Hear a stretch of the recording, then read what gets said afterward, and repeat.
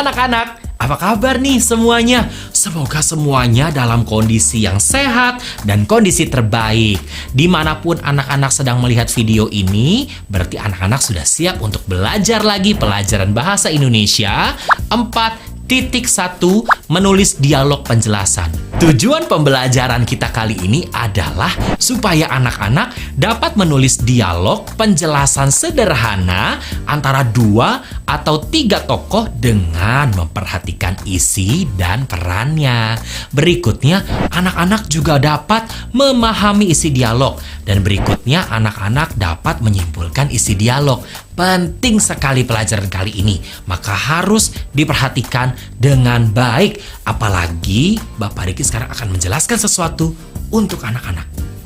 Ciri khas dialog anak-anak adalah bercakap-cakap. Langkah-langkah menulis dialog adalah sebagai berikut. Perhatikan ya.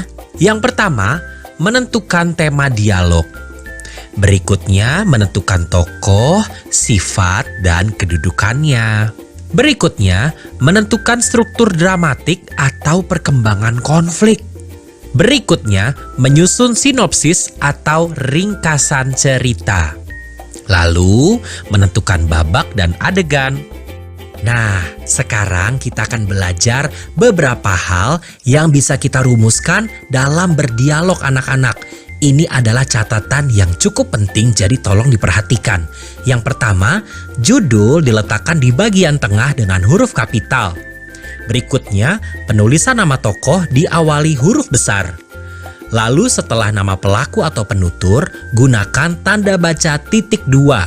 Huruf awal kalimat harus ditulis dengan huruf kapital, diakhiri oleh tanda baca sebagai berikut. Bisa tanda baca titik kalau untuk mengakhiri kalimat berita, tanda tanya untuk mengakhiri kalimat tanya, atau tanda seru untuk mengakhiri kalimat perintah atau seruan. Sekarang Bapak Riki punya satu contoh untuk anak-anak. Cara menulis dialog. Tema dialog adalah sumber daya alam.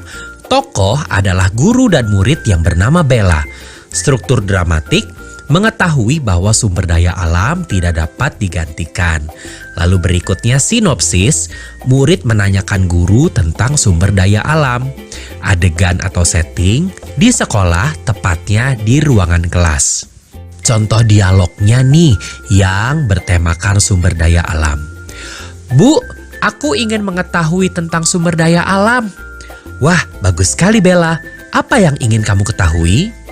Mengapa sumber daya alam itu penting bagi kehidupan kita?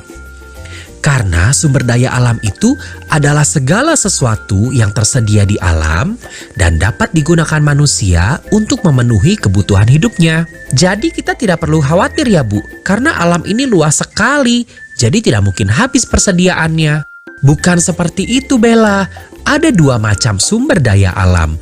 Ada yang dapat diperbaharui dan ada yang tidak. Maksudnya itu apa Bu?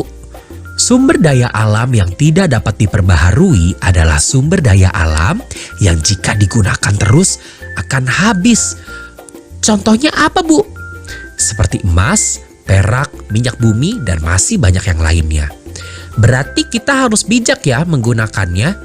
Betul sekali Bella. Bu, kalau sumber daya alam yang dapat diperbaharui, contohnya apa? Contohnya adalah tumbuhan, hewan, air, hasil hutan, dan sebagainya. Berarti kita bisa menggunakan sebanyak-banyaknya ya Bu. Walaupun sumber daya alam ini tidak dapat habis, tetapi kita harus tetap menggunakannya dengan bijak. Oh, begitu ya Bu. Sekarang anak-anak sudah semakin banyak ilmu pengetahuannya. Tapi kalau ilmu pengetahuan tidak dilatih akan hilang loh anak-anak. Makanya kita akan melatih dengan mengerjakan latihan yang ada dalam buku kegiatan bagian menulis bab 4.1 menulis dialog penjelasan. Selamat mengerjakan dan sampai bertemu di pelajaran berikutnya dari modul yang baru. Dadah anak-anak, sampai bertemu.